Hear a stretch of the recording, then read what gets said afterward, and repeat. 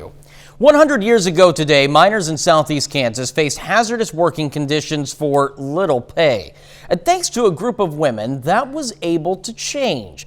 KOAM's Bronte Sorotsky visited the Miners Hall Museum in Franklin to learn about a group of women who paved the way for labor reform in southeast Kansas.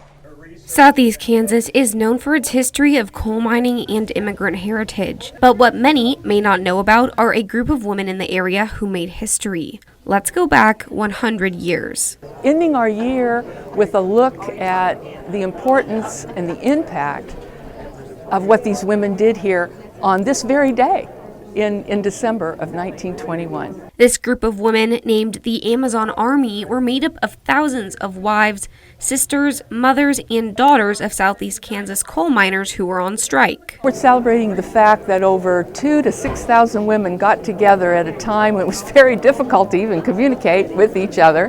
No internet, no cell phones, and they banded together in solidarity to really march against an unfair labor act and to support their men. And in the end, their march proved to be very successful. Linda Knoll, a historian at the Miners Hall Museum in Franklin, presented the facts of the March of the Amazon Army to a group who came to learn more about the women. Also in attendance was Andy Kennedy, whose great-grandmother marched in the Amazon Army herself.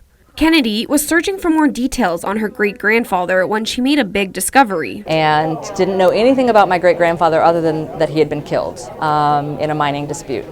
So wanting to know his family, where they were from. When I did write to the Kansas Genealogy Society, I just sent an email, and then they connected me over the phone.